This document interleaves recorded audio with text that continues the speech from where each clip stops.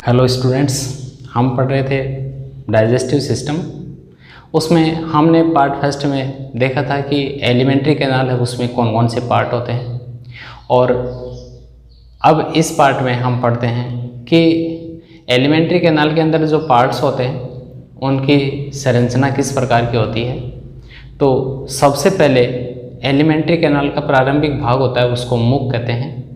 मुख है ये दो ओष्ठों द्वारा घिरी हुई दरार नुमा संरचना होती है, जिसके अंदर विशेष प्रकार की पेशियां होती हैं। उन पेशियों को बोलते हैं ऑर्बिकुलेरिस ओरिस पेशियां, और ये अंदर की तरफ ओरल कैविटी के अंदर ओपन होता है, मुख गुहा के अंदर खुलता है।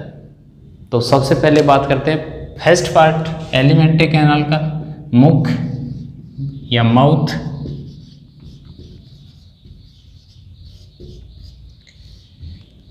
ये दो ओष्ठों द्वारा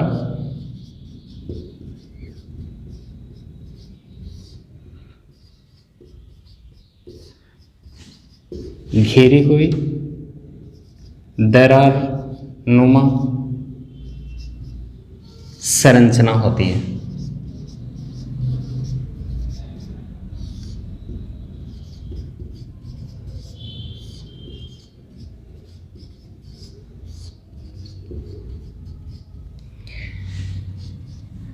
इसमें विशेष प्रकार की पेशियां होती हैं। उन पेशियों को बोलते हैं ऑर्बिकुलेरिस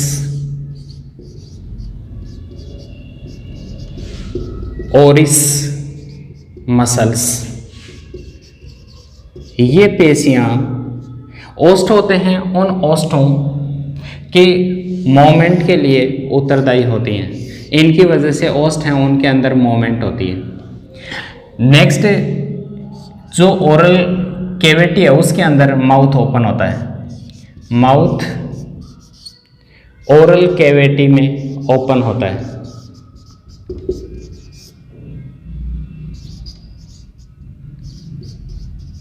ओरल कैविटी में खुलता है।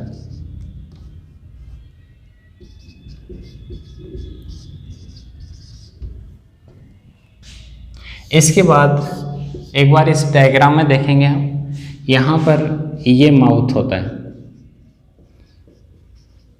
और इसमें ये ऊपरी ओष्ठ और ये निचला ओष्ठ, ये दोनों ओष्ठों के द्वारा ये घिरा हुआ पार्ट है, इसको माउथ कहते हैं। और माउथ अंदर की तरफ ओरल कैविटी में खुलता है। ये पूरी ओरल कैविटी है। ओरल कैविटी है, उसके दो पार्ट होते हैं, एक तो होठ और दांत के बीच का पार्ट, ये इस पार्ट को बोलते हैं लेबियल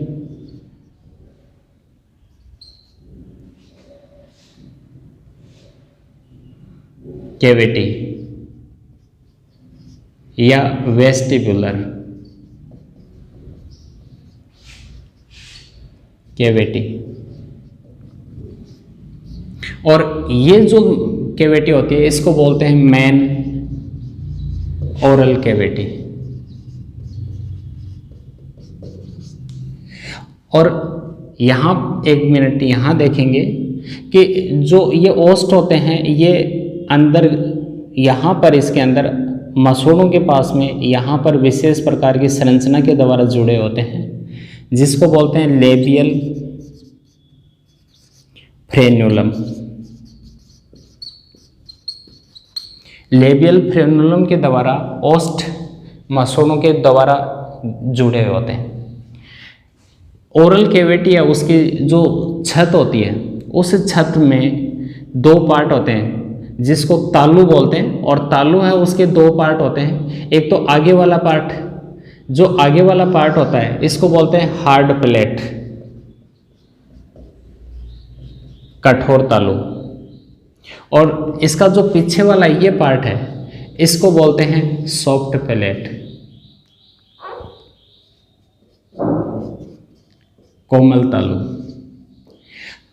ये हार्ड प्लेट है, तालु होता है ये मैक्सिला प्लस पैलेटाइन बोन से मिलकर बना होता है। जो तालु का कठोर भाग होता है, हार्ड प्लेट होता है, वो मैक्सिला और पैलेटाइन बोन से मिलकर बना होता है और इसके अंदर यहाँ पर इस तरह से उभार उपस्थित होते हैं। ये जो उभार होते हैं इनको बोलते हैं पैलेटाइन रग्गी। ये यहाँ उभार होते हैं, इनको बोलते हैं पैलेटाइन रग्गी।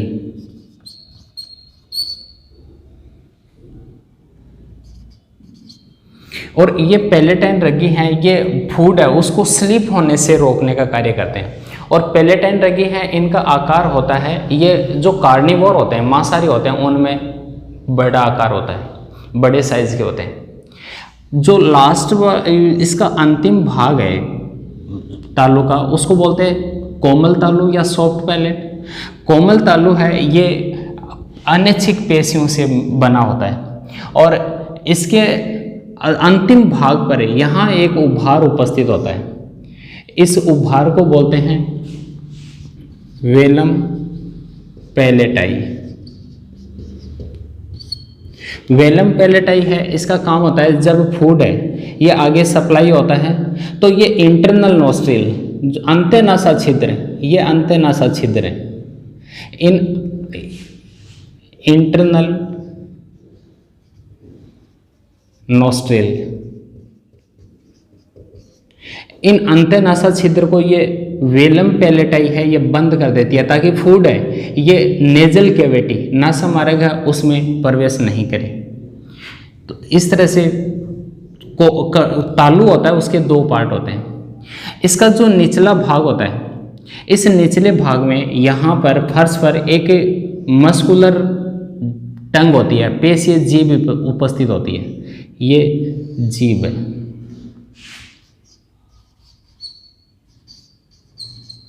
और जीभ है उसके अंदर यहाँ जीभ फर्श से एक तंतुनुमा संरचना के द्वारा जुड़ी होती है जिसको बोलते हैं फ्रेन्यूलम। ये जो तंतुनुमा संरचना है इसको बोलते हैं फ्रेन्यूलम। जीभ का जो ये एंटीरियर पार्ट होता है ये तो स्वतंत्र होता है और पीछे वाला पार्ट होता है यहाँ, ये एक बोन से जुड़ा होता है, अस्थि से जुड़ा होता है, उस अस्थि को बोलते हैं हायोइड। यहाँ से हायोइड अस्थि से जुड़ा होता है। और ये फेरिंग्स ग्रसनी है, ग्रसनी के जिस पार्ट में ओरल कैविटी ओपन होती है उसको ओरोफेरिंग्स कहते हैं।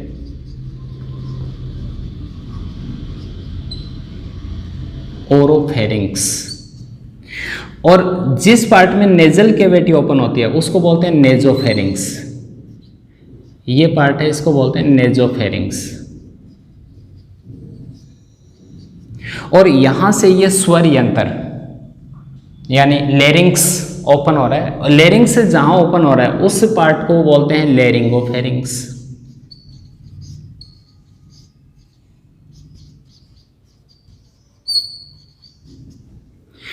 और लेरिंग्स के ऊपर यहाँ एक ढक्कन उपस्थित होता है उपास्थि से निर्मित, जिसको बोलते हैं एपिग्लोटिस।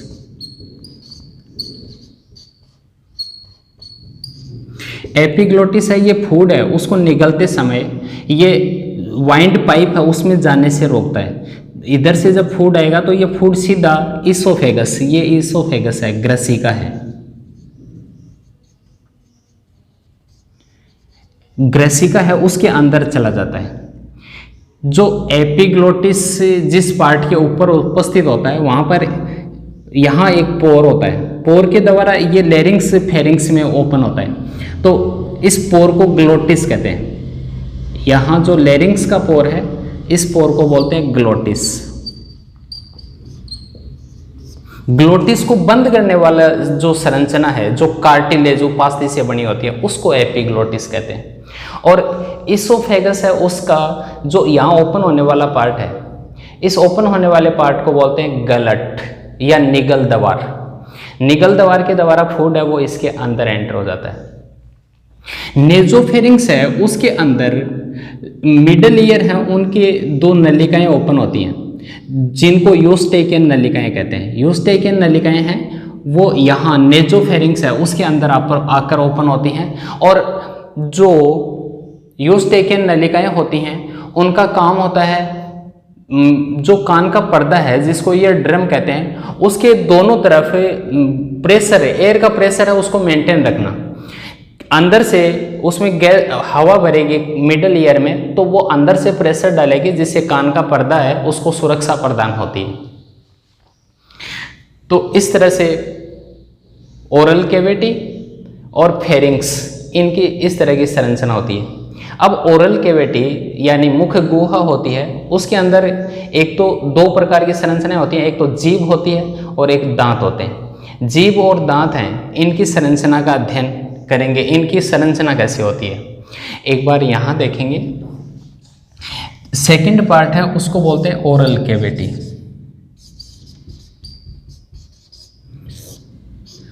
ओरल कैविटी या मुख गुहा। और ओरल कैविटी उसमें ओरल कैविटी दो पार्ट में डिवाइड होती है, जिसमें पहला पार्ट है लेबियल कैविटी या वेस्टिबुलर कैविटी। वेस्टिबुलर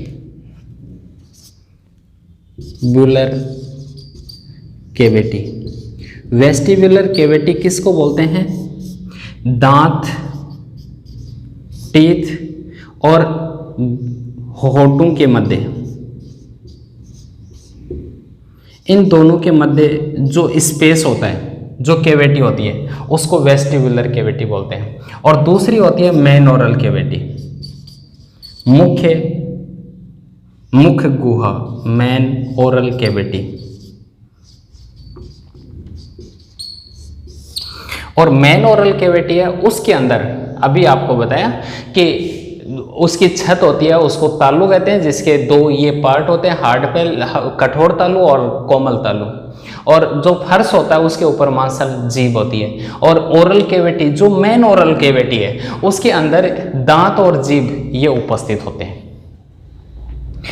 तो हम नेक्स्ट पार्ट के अंदर इसकी दांत और जीभ है, इनके स्ट्रक्चर के बारे में स्टडी करेंगे। एक बार जीभ है उसकी संरचना को थोड़ा सा देखते हैं कि जीभ है उसकी संरचना कैसी होती है और इसके कौन से पार्ट होते हैं।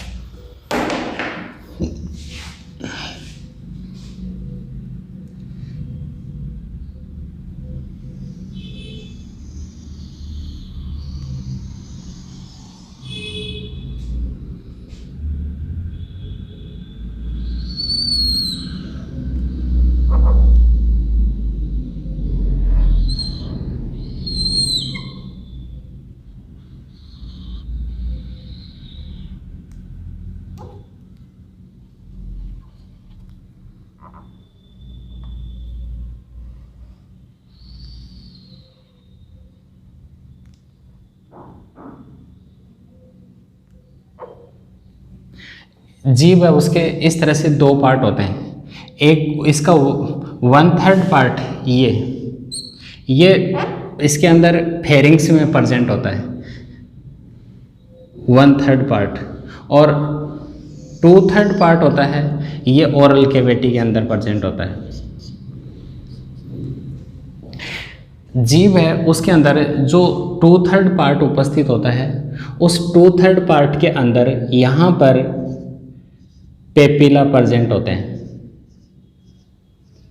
दूसरे टाइप के पेपिला यहाँ प्रेजेंट होते हैं। तीसरे टाइप के पेपिला इसकी लेटरल सरफेस पर प्रेजेंट होते हैं।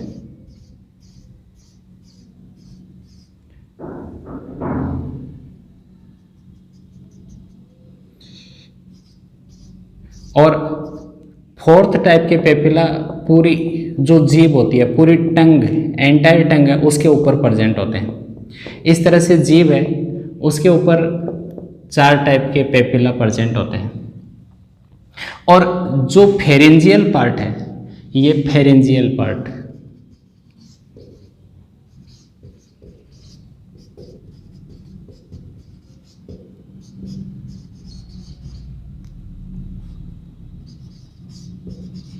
टंग का, जीभ का जो फेरेंजियल पार्ट है, ये 1/3 पार्ट होता है। और इसमें यहाँ पर विशेष टाइप के टॉन्सिल प्रेजेंट होते हैं।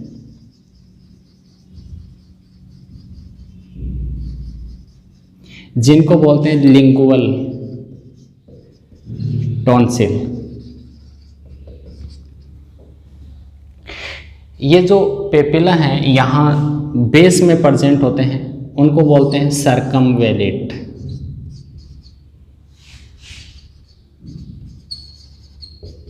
पेपिला।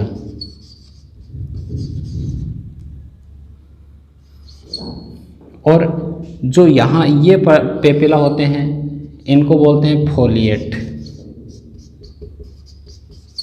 पेपिला। और जो लेटरल सरफेस पर और एंटीरियर पार्ट पर होते हैं इनको बोलते हैं फंगीफोरम पेपिला। और पूरी जीभ पर जो छोटे साइज के होते हैं जिनकी संख्या सबसे ज़्यादा होती है उनको बोलते हैं फिलीफोरम पेपिला।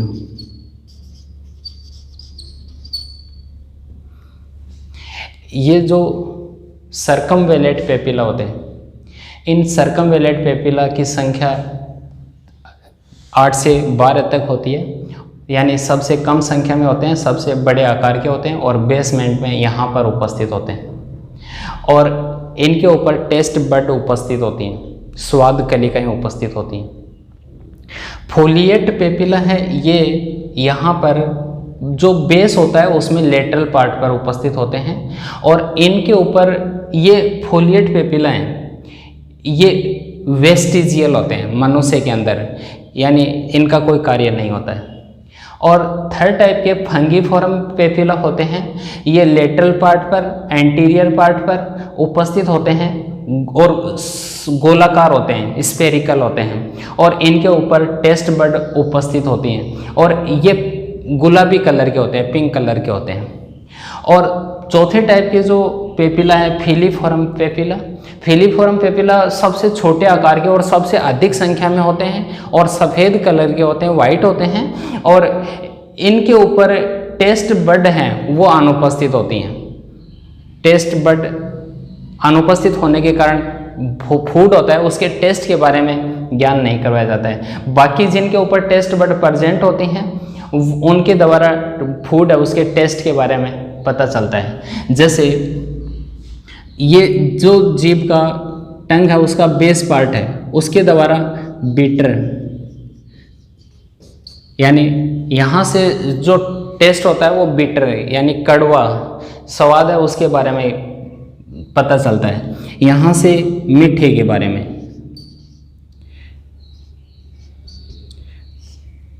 यानी यहाँ जो टेस्ट बड होती हैं वो मीठे का ज्ञान करवाती हैं। और जो लेटरल पार्ट है वहाँ से खट्टा,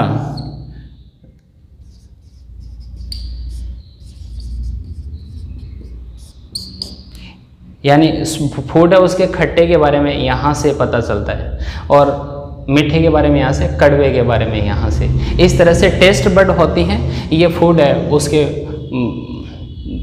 टेस्ट के बारे में ज्ञान करवाती हैं। इसके अलावा जीभ होती है, ये जब फूड है उसको चबाया जाता है तो चबाते समय ओरल कैविटी है, मुख गुहा है, उसमें ये दांतों के नीचे दबाने का कार्य करती है और लार है उसको अच्छे से फूड है उसके अंदर मिक्स करने का कार्य करती है ताकि फूड है उसकी आगे सप्लाई इजी हो जाए।